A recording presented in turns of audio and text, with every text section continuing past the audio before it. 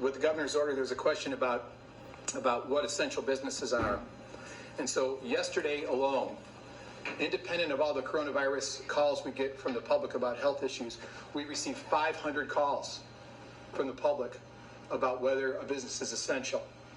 And so what it did was, with our phone bank here, it caused a lot of volume, and on top of that are the 150 to 200 calls we get around the coronavirus response relative to medical concerns. So that the important thing here is that these are all directly related to the governor's stay-at-home order. And so many of the calls were from employees who were upset that their employer had determined that their function or service is considered to be essential as defined by the order. Employees were concerned about that designation. We also received calls from business owners who want us to interpret the director's order and the governor's statements during the daily press conference. As was explained in the statement to businesses released by the governor late yesterday, the governor and the director of health want to promote and protect the health of Ohioans. And to that end, it's important that business owners keep in mind that they need to engage and discuss matters with their own team, including its lawyer and any trade associations within their entities. Each business needs to make a good faith determination on whether the business or operation, in part or in whole, is essential.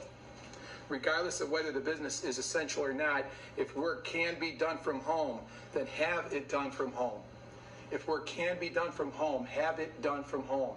Stop people in businesses from congregating together and creating chains of transmission in the community. Work at home if you can. Err on the side of caution today. Each business needs to think about this, and this good faith determination is a very critical component. Regardless of whether the business is essential or not, we think each business needs to think about the minimum number of staff on site, necessary to complete the work at its local operations. If it needs to be done on site, businesses need to take all precautions around social distancing, a minimum of 6 feet apart, proper hand washing, frequent sanitation, cleaning of surfaces, and having staff monitor their temperature. When creating the director's order, the state was aware that it would be impossible to anticipate all the possible situations.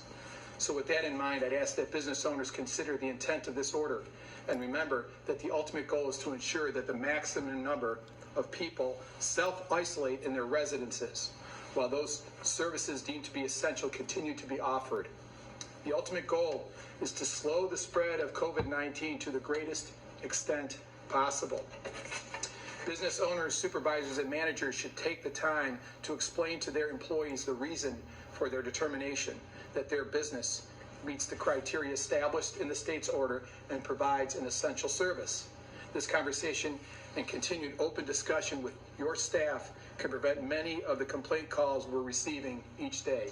Have the open conversation, err on the side of caution, work remotely if you can, minimize the number of workers on site, social distance, sanitation, temperature checks, surface cleaning. All these are part of the key formula for prevention. I'd ask anyone who feels their business is improperly remaining open, or anyone who chooses to file a complaint about what they feel are unsafe practices at a business, to please contact our office by phone at 216-201-2000 during normal business hours from 8:30 to 4:30.